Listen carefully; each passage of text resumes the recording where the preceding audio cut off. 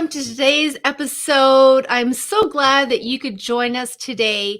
This is towards the end of 2021. It has been a ride. I don't know about you, but it has been a ride. It's been a fun ride, but it's also been an unknown ride in many ways. But no matter what goes on, there's always hope and there's always a place for you to be able to really find a place of where you're meant to shine. And so today is one of the days that I want to I want to encourage you to grab hold of what is it about your life story that God wants you to bring forward in order to be a blessing to other people, in order to help the people in your life. Because I believe your story is connected to your purpose. And oftentimes, when I'm talking to clients about, they say, well, what's part of my story? Well, that's all for you to begin to think about what are your passions and what are the things that fuel you, that bring life to you. And that's a whole other episode in itself. But today I want to share with you a guest that I know that you are going to thoroughly enjoy, and you're going to want to follow her. And I know that you're going to learn a lot from her today. So I want to introduce you to my guest, Debbie Kaminski. Hello, Debbie. Welcome Hi, today. Lisa. Hello. Good to see you. Good to see you as well. We are at the end of 2021. We've got like another week left here. Can you believe it? It's like, Yeah, it has been a year, hasn't it? I am so glad we're at the end. I just hope the rest of all of this ends really soon, too. yes, it's been a ride. And I was thinking, when did you and I meet? Was it like a year ago? Or I think it was a year ago when we were part of the same mastermind group together. Is that right? Yes, we were, but I think we met before that in one of Pedro's groups. No? Yes. I think so. So Yeah. that's been almost 2 years. Oh, wow. Mm-hmm. Year and a half, 2 years. That's crazy. Yeah. All right. Yeah. Well, Debbie, I wanted to have you on today because I know that what you do is so valuable, and I want my listeners to know about that. And I know you have a new book that's just been released that I also want them to know about. But before we get into any of that, can you share with our listeners a little bit about your journey and how you got to do what you're doing today in terms of your focus? Maybe a little bit of backstory.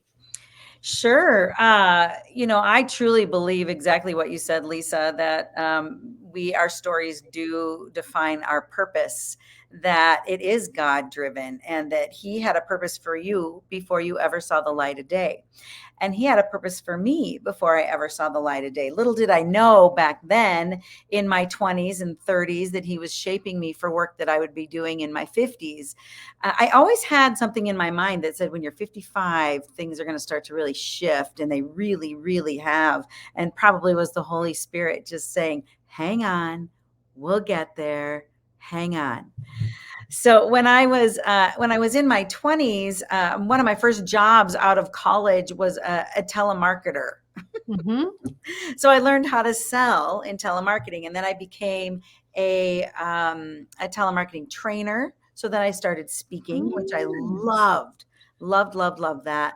And I feel a little embarrassed that I used to teach those people to call you, but it was a it was a job. You're the one. Yes, I would teach. How many did I teach? I think I taught 25 people a week for years. Yeah. So got into training and development, which I just loved training and development. And then I got kind of sidetracked. Got into, again, sales. I did some bridal sales for a while, which was hilarious. I was in my 20s traveling a 7-state area, driving my company car, feeling real hot, So again, learning the sales piece and also really connecting in there, in that time, in that job with my clients. And then I moved into, I got hired at a firm called Communispond, and this firm hired me to teach corporate executives, the 500, oh my gosh, I'm losing my train of thought. Fortune 500 executives. I'm losing my words. Fortune 500. Okay, it happens to the best of us. I know. It's like, oh, hello. So we just call it out. Don't be embarrassed. Exactly. I'm coming back. So we taught Fortune 500 executives presentation skills. That was invaluable. And that really took me to where I am now. But that was way back in, I was 28, 29 in that time. Got into therapy in my 30s, kind of fell into a pit of depression and panic attacks and anxiety. Crazy decade in my life. And so I got into counseling and therapy. And then I decided, you know what? I've always wanted to be a therapist. So then I went back to school, got my master's degree in clinical psychology, humanistic and clinical psychology. And then I became a therapist. So I have been doing that for over 30 years. And I've been really counseling since I came out of the womb. It was just how I was made. Yeah. I was always the one that, people came to talk about their problems and all of that. It was just who I was. So yeah, that's just a little backstory about me. Right now, today, what I'm doing, when COVID hit, we started doing the online stuff.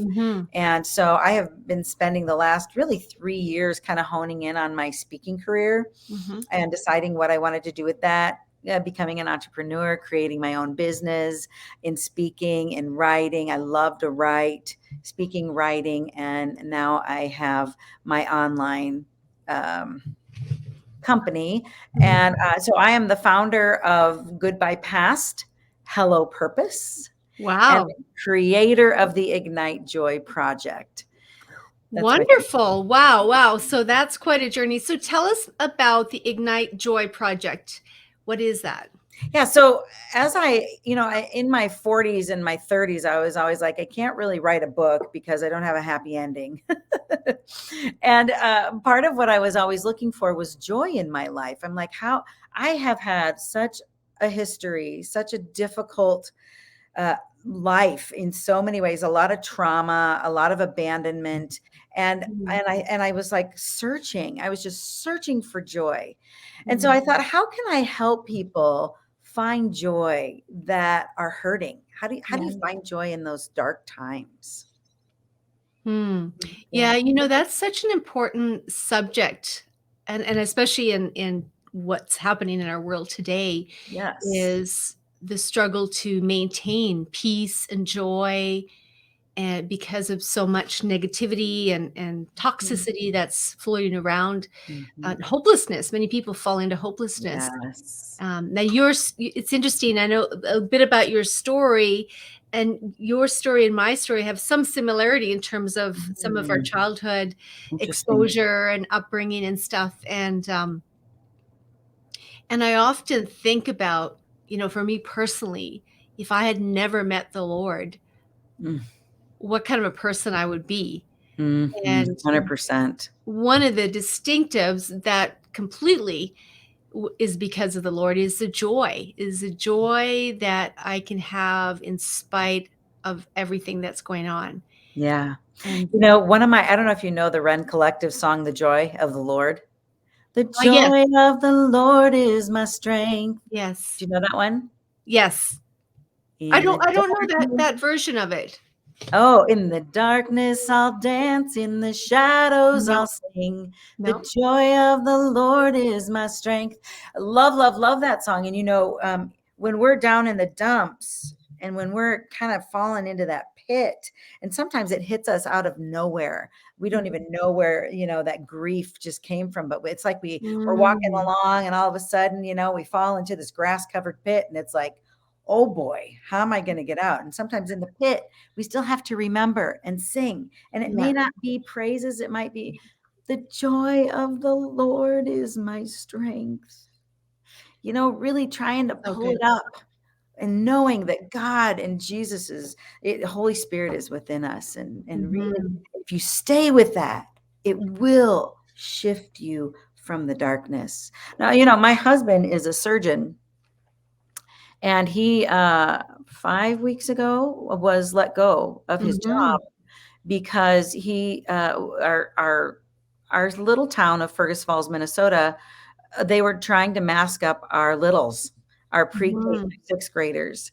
And the parents were coming forward and saying, please, would you speak up for our kids? We don't want this to happen. And so Jeff and I were like, well, here we go. And so I spoke up and I talked about stats and facts, and I talked about Has anybody talked to the children? How are they doing? And none of the board members, of course, have talked to the children, right? But the parents, I asked the parents, how are your kids doing? I got stories like you would not believe. And Wow. I just brought those forward to them. And I told them, I said, let's back this up 2 years.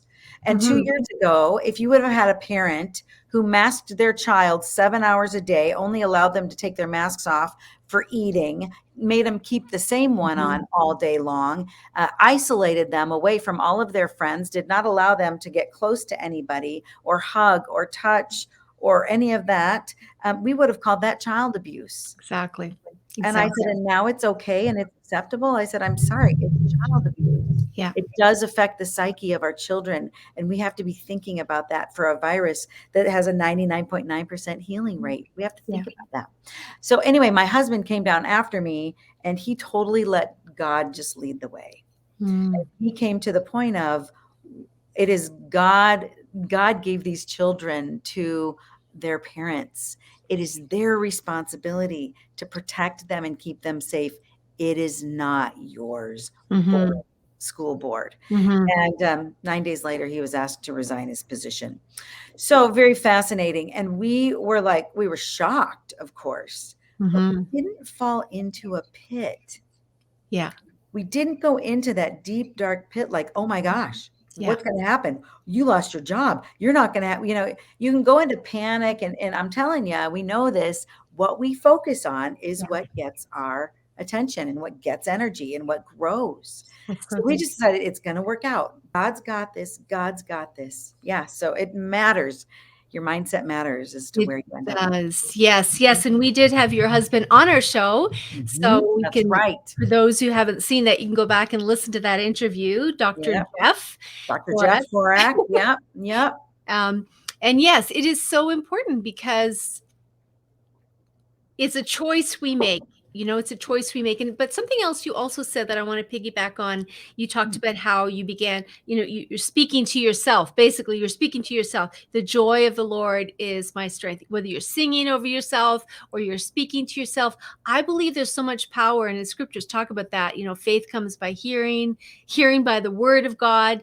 And when we speak, there's something gets activated in us. And I believe there's that release of faith, but also there's a release of energy that shifts something in us. And I say this because in our world, there is an agenda to silence the people and to really take away the voice. Yes. And I believe the voice is so important. And I love what you said, that you and your husband were a voice for those who couldn't speak, the children who were not being even asked, and really being a voice for the voiceless. And that, I believe that's part of our calling as children of God as well, is to be that voice. And one of the things that I want also our listeners to know about you is your whole mission about mothers and daughters, being a voice to help bring hope. Her heart, my joy. I love that global movement. Yes. So tell us about this global movement that you're on a mission to move forward. Yeah. Well, Lisa, would it be okay if I shared a little bit of my story? Yes, absolutely. I'm not going to share it all because that's my next book. So, but I'll give you a little taste, and then you can pick up my next book, which is in the works right now as we speak. So I'm excited about that. It was 1973, the era of big bell-bottom jeans, big Bonnie Bell lip smackers that came in every flavor you can imagine, from 7-Up to bubble gum. It was also the era when wood paneling covered everything from the interior of our home to the exterior of the family station wagon. Well, I'm 9 years old, the middle child of 3, the only girl, and I hear from the living room, "Hey kids, come in here." We clamored for the best seat on the avocado-colored couch. What? Your father's moving out. We're getting divorced. I was devastated. I loved my daddy. My mother was always kind of cold and distant. So I had a lot of questions, like where was my daddy going? When would I see him again? And most importantly, why did this happen? Well, a year later, I found out that a year later, my mom announced that she was going to be marrying this man that she'd been having an affair with. And that's why the marriage broke up. And he was nothing like my dad. He yelled a lot and put us down. He was abusive in every way imaginable. And my dad was nothing like that. And it all was really changing after he married my mom. But it especially changed the first time he came into my bedroom. His wet kisses and wandering hands would wake me early before school, early in the morning. And he would say things to me like, I love you, and call me his little sweetie. And I thought, wow, if this is love, I don't like it. Well, I tried to tell my mom 3 times about the abuse that was going on, and when I was 11 was the first time I spoke to her. We never talked about it again. I told her again when I was 17. I came into the house, and I learned about it in school that day in psychology, and I was like, "I have to tell my mom." Oh, does she wanna know? Because we've never talked about it again, but I have to tell her. I have a word for what happened. And I remember it was that day after school, I was standing in the entryway between the kitchen and the dining room. And there was my mom mopping the kitchen floor. Hmm. And the sun was streaming in brighter than ever. It was as if the angels were there. Hey, Mom, we learned about abuse in psychology today. Oh, Debbie, you're too young to know what that is. Your husband molested me. Oh, Debbie, you don't even know what that means. She just kept mopping the floor. I shrunk back and cried myself to sleep that night like I'd done so many times in my life. And in the night, I would pray out. I would cry out. I would say, God, please make this hurt stop. Make it stop. I realized at that point that I needed to get out of the house.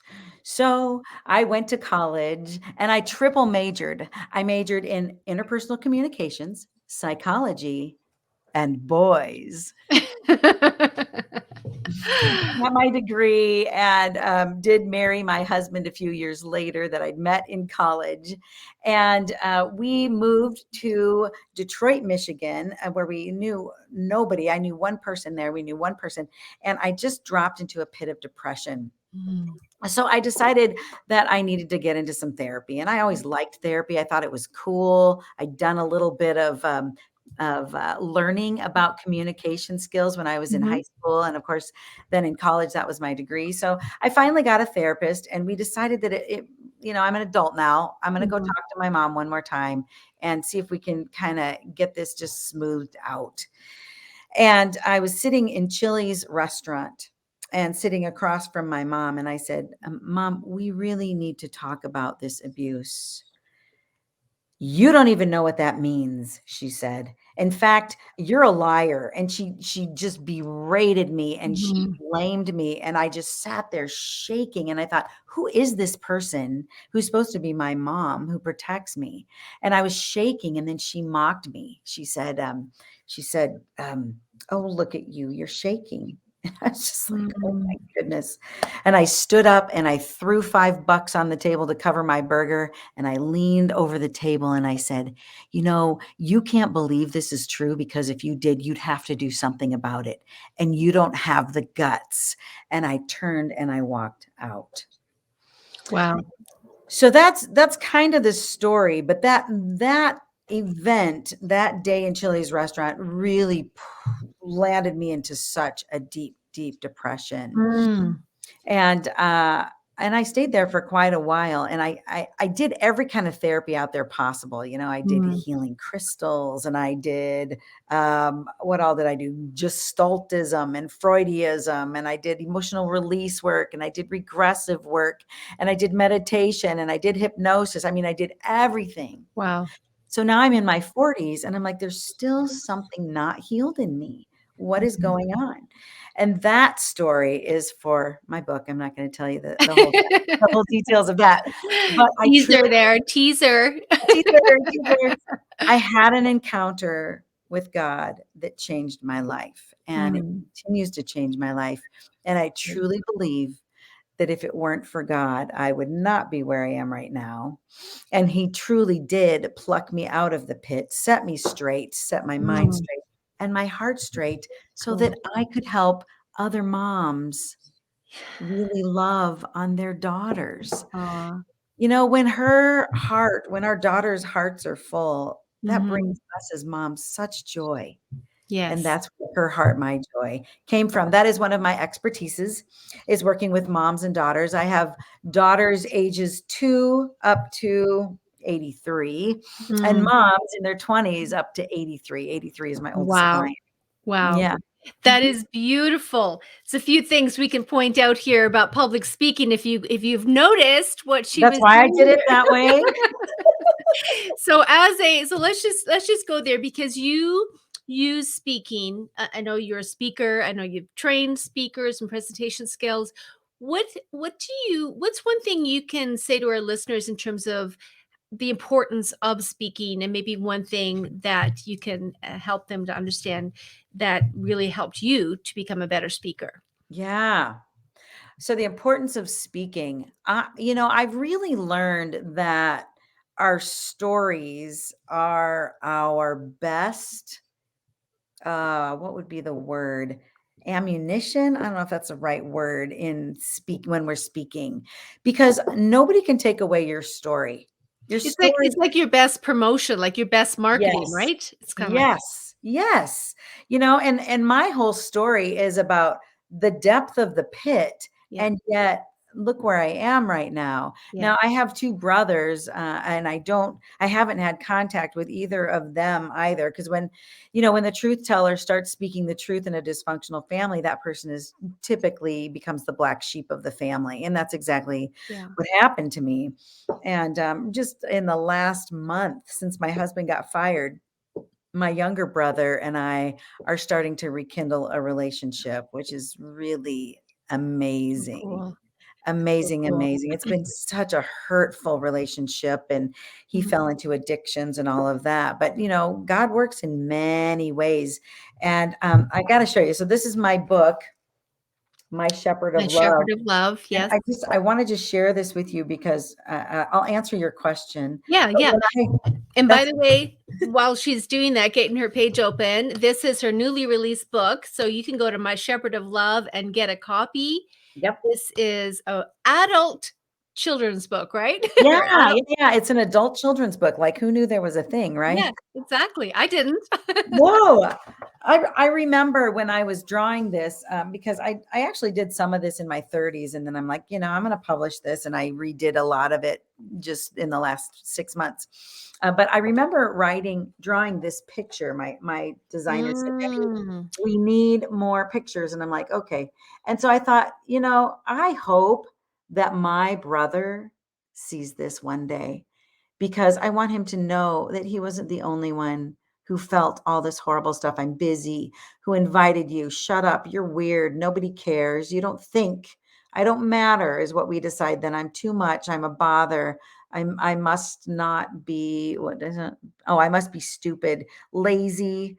Why was I ever born? When we internalize those things, and Mm. that's the problem with uh, what happens in our adulthood. We don't even, it's not conscious. But for example, when my dad threw up his arms and walked out of the family, I made a decision subconsciously that marriages don't last. And so when I Mhm. when I picked my husband to marry him, I was like, meh, if it doesn't work out, we'll just get divorced. Which, that's Yeah. not the way to go into a marriage at all. Mhm. So anyway, my story has brought me the purpose in my life to that place of defining, helping moms and daughters really get that relationship that they want. My desire is to help moms discover the number one secret to an amazing relationship with their daughter. Mm. So when we talk about presentation skills, there's one thing that I have taught, and I used to teach writing to like 7th graders. I'd come in on the lunch hour and just teach them writing, which was super fun. And one of the things we really focused on was show, don't tell. So the whole first part of my story, I was showing, I wasn't telling. I could have easily just said, well, in 1973, my parents announced they were getting divorced. My dad threw up his arms and walked away. And then my mom got married, and I was abused by my stepfather in lots of different ways. And I went to talk to my mom about it. And she basically blamed me for it and was angry for it, about that I even brought it up, and she rejected me. That's a tell. That's a tell. There's a huge difference between showing and telling. I mean, could you, when I was talking about my mom mopping the floor, did you see that in your head? With the bright light shining in? Yeah. So it's so important to get those little details, and even to speak a little dialogue. Now, and let me caution you, you don't want to do that a lot. You want to intersperse it here and there, unless it's like a dialogue. Like I was just telling Lisa before we connected, that this is my first diary ever. See the number 1 on it? I think I have 80 or 90 of them now, but this is my very first diary from 1973. And the pages, it's ridiculous what I wrote. Like I just wrote teeny tiny, but it's got all the pain of this poor 12, 13-year-old girl, of what it was like to go through divorce with her dad, and all the squirrely things, that 12 and 13-year-olds do, like, I want a boyfriend. She's got a boyfriend. Why can't I have a boyfriend? Talking about the show and the tell, that is so, so valuable, so important. Another way to put that is narrative as opposed to dialogue, narration as opposed to dialogue. You brought in dialogue to bring to life, and you painted a picture of what was going on, and so that we can get an image and the emotion of what was going on as well. So that's so powerful. It is very powerful. And it totally brings the person into the story. I remember when I was getting my training on this 3 years ago, on telling my story, and we really worked on showing, not telling. I remember this, when I finally got it, you could hear a pin drop in that room. Yeah. Because people were just like, what's happening next? Oh my gosh. I mean, it changes the way they relate to you. When you are vulnerable, they relate to you. Brene Brown has a really powerful video on being vulnerable. It's really good. It's on YouTube.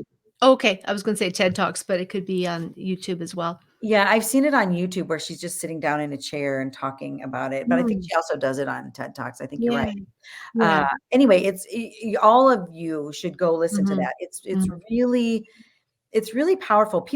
You want people to connect with you emotionally. Exactly. And you want to bring up a little emotion in them. So in my book, can I shift gears? Oh, yeah. Before you shift gears into that, though, I just want to piggyback onto that. One of my mentors said to me years ago, 2 things. One was about the dialogue and the narration, which we've just talked about, but it said that dialogue is actually the heart of a story. It's like that part that when you bring it to life, it brings that connection. It helps people to connect on a deeper level with you. But he also said when you're sharing a story, do it in such a way that you invite people into your living room, meaning they experience what was going on, what it looked like, what it felt like, and that's exactly what you did. Yeah, using the senses, right? Paint a picture with the eyes, use your tone of voice to hear what's going on, or even talk about if there's something in the environment that you hear, like, a train whistle in the background, or an airplane. Something baking. Smells. And I've learned this in my writing career, is that smells are very powerful in writing. Like, that is one of the most powerful senses that you can tune into. So probably speaking to. Yes. Thank you for sharing that. Now go ahead and share what you're going to share about your book. You're going to just transition into that. Yeah. So I wrote this well, let me see. Let me just back up here a minute. well, let me finish a thought. Something else Yes. is going on in my head. I grabbed my diary because I was going to say something about that. I was talking about dialogue, and I plan to do a speech where I'm sitting with my girl, my 12-year-old girl, and just giving her all the things she never got. Yeah. I have this in my hand. You Mm-hmm. know how precious this is, Debbie. Thank you for sharing it with me. And, just talking about, I imagine some of this, and I just really, I don't know, I haven't figured it all out yet, but I think it'll be a really I think powerful it's speech. I too. I think that's gonna be powerful. It is so important. I think it's powerful because not only the illustration and just the bringing people into that moment, that emotion, but also connecting with their own self, their Mhm. own little girl, or their Yeah, own heart that many have tried to just kind of keep in the let me say it this way, keep in the past to the point where it's forgotten. right, right. There's And some the things there's some things that we don't, we need to keep in the past, but when it comes to the desires of our heart, the dreams, the things of who we are that maybe got squashed or somehow got distorted, we or even compassion for ourself. Many I don't know if you as, as a psychologist is sometimes people lose compassion towards Mhm, themselves in the things that they mhm, experienced, and mhm. that carries forward in the future where they continue to beat themselves up. Yeah, and that's why this page that I just showed you is so powerful, because we get these messages, Mhm. Yeah. right? Yeah. You're weird. Shut up. Who invited you? I'm busy. You don't think. And then we make these decisions about who we are. I'm too Exactly. much. I don't matter. I'm a bother. Why was I ever born? And we live those decisions out the rest of our lives. It's so true. Yeah. We live I them out the rest of our lives without knowing it. Without knowing it. totally, totally. A number of years ago, I this is part of my story, is a number of years ago in my 20s, I kept being forced to speak, like pushed out to speak, and I wanted to, but I felt so held back. And I wanted to make a difference in people's life, but I felt so held back. And it wasn't until God brought to my remembrance a moment in time when I was a 7-year-old girl standing at the foot of a hospital room bed, Hmm. looking at this woman, who's so her face was just so badly bruised and swollen. Mm. I didn't even recognize her. Wow. And in that moment, I thought to myself, it's not safe to speak Yes. because That's right. when she did speak, not just then, but she got beaten. That's She right. got beaten up. And so in my heart, that was my mom. In my heart, I made this decision Yep. that became a message on my heart that drove me Right. subconsciously. And so this And is so powerful. I have goosebumps because, Lisa, you are truly a gifted speaker. And so, isn't it amazing to me how the enemy tries to Mhm. silence our gifts? And the same is true for me, like Yes. you. I was 11. I told my mom, I spoke up. I told her we never talked about it again. Mhm. I was 17. I'd learned about it in school. Oh, you Yeah. don't know what you're talking about. Why am I speaking up? Hurt like heck. So, what decisions do we make? And then when I was Yeah. 30, it just reinforced that decision again. So, here's you and I being called to speak, being Yeah. pushed out all Yeah. the time to speak and going, ah, I feel so insecure about speaking up. Exactly. But until we step back and Yeah. take a look at that and allow God to reveal the So truth good. of what decisions we made about our lives based on our history. I have a new client I'm working with right now, and it was I was so moved last week when I was sitting with her.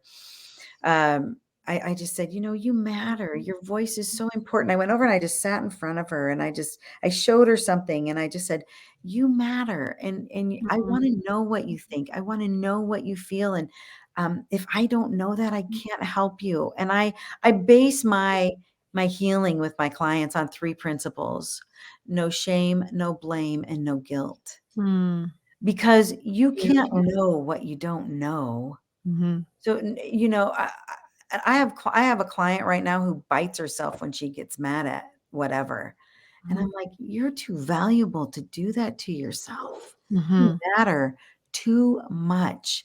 Yeah. And she, you know, it's just a way that she's responding because Mhm. nobody ever told her how to handle her anger or what to do with it. And so she's just internalized it and held it her whole life. And so now she's doesn't know what to do with it. And nobody said, "No, you can stop. You can put Yeah. up a stop sign and say, I matter to God. I'm not going to hurt myself." Mhm.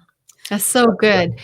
so good. Wow, wow, it's so powerful. Yes, and that is the thing is that we need to realize where the enemy tries to rip us off because he does Yes. not want us to walk in our purpose. He does not want us to No. walk in the fullness of what God intended for us.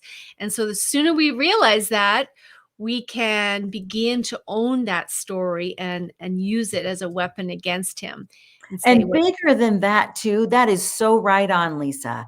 And the next piece of that is that we can't do our purpose here on this planet if we don't know what's holding us back. yes. We can't That we can't we can't bring what's in the dark to the light no. if we don't do a little investigation and start looking inward and going, "Why Yeah. am I so afraid to speak? Yeah, Why that is am so I?" true. Why did I Mhm. lose my voice? So tell us in the last few minutes here, a little bit about the book and where people can get it. Yeah, sure. So this is my book, My Shepherd of Love. I've shown it to you a couple times here, and the tagline is "For those going through the tough stuff in life." Wow. And I did write it and I illustrated it, and it's just a beautiful book. I really It love looks gorgeous. I can't how wait to get my copy. it turned out. I'm excited for you to get your copy as well. So did some of these drawings.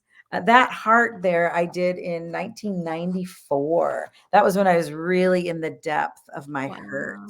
really in the depth of my heartstrings. And this is just kind of, you know, the journey Yeah, that we're on, yeah, the journey that we're on in life that, you know, which way do we go? Do we stay yeah, with old familiar? Do we go forward? Do we do something different? I'm trying to see left is right, yeah, right is yeah. left. But anyway, so it's a story of hope. It's a story of hope for people that are in the darkness. And this picture I love. This picture took about 3 weeks, and I just kept praying and praying and praying, like, Lord, what do you want me to do? What do you want me to draw? What do you want it to look like? And the line in this on this page is it's one statement. It's out of the darkness Hmm. came to me my shepherd of love. Wow. And this is that. Oh, wow. It's beautiful. So, yep. Wow. I just love it. I love it. It is beautiful. You should be Thank so proud of you. that. Oh, Wow. well, I truly give a lot of the credit to the Holy Spirit. And in the middle of the night, God woke me one night and said, "Go write it." And it was this letter. And this is the letter to my brothers and sisters. Because here's the other thing, if any of you are suffering from Mm, abandonment, rejection, or loss from your family of origin, it's not about you. I want to say that first of all. If mm, you've done your work and you've healed your brokenness, and you've looked at where you might have created the issue, what's your part? You know, is my mom's rejection of me about me? Mm-mm, it's mm-mm, not. It's mhm, 100% about her. But I always thought it was something that I did, that I wasn't a good enough daughter or whatever. So I just want to tell you, it's not about mhm, you. And I also want to tell you that there is an entire kingdom out there that are God's people that are your brothers and your sisters. Go find them. They're looking for you and waiting for you to mhm, join them and to be a part of your life. One of the other things that I say in here is it's just lots of encouragement, lots of hope.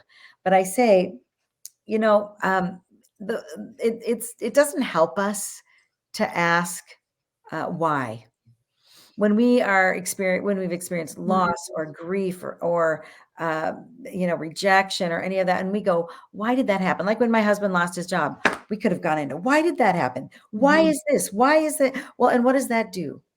Why has no hope? mhm, And it leaves us a victim. So mm. instead, start asking, what's next? What's next? What's next? Trusting that your shepherd has a Mhm. plan for you, whatever it is, and carry that into your speaking career. And Mhm. so people will see you radiate something different when you do that. So, It's so good. Thank you so much, Debbie, for yes. that. Such great nuggets that you've thrown out today. And so for if you're looking for even a great gift for Christmas time. Yeah, you know what? People are even saying this is a great gift for kids that have been abused, abandoned, Mhm. in a foster care, churches. So if you know somebody who's struggling, I just would encourage you. It is not about me in any way. It is for the Yeah. mission to heal the hearts of the wounded. It really, really Yeah. is. So yeah, I just want to encourage you. And right now, if you get on it, you've got 24 hours ish to pick up the book for $2.99 on Kindle. It is available right now. It is going up. It'll at least double tomorrow. I might even go up to $7.97 because I like sevens. Yes. For $6.97, I don't like sixes so much. Yeah, get your copy. And if you want me to send you a signed copy, let me know. I can arrange that as well and make that work. Just let me know. Reach out to me. You can get me at Debbie at goodbyepast.com. If you just want to order the book, you can go to myshepherdoflove.com, fill out the form, and it'll take you to your book order. Awesome. Thank you so much, Debbie, for coming on today and You're just welcome, Lisa. My pleasure. Thanks for having me. I just love sharing this with people. So it's the good news. It's just the truth of what he wants you to know. You all, I just encourage you to really go for it. Just go Mhm. for it and trust that he has a Yeah. purpose for you. Yeah, thank you so much, and congratulations on Thank this you. book. Yeah. Well, I'm gonna pull you off. See you and have a wonderful Christmas. Thank you. Merry Christmas to all of you. Merry Christmas to you, Lisa. Take good care, everyone. Okay.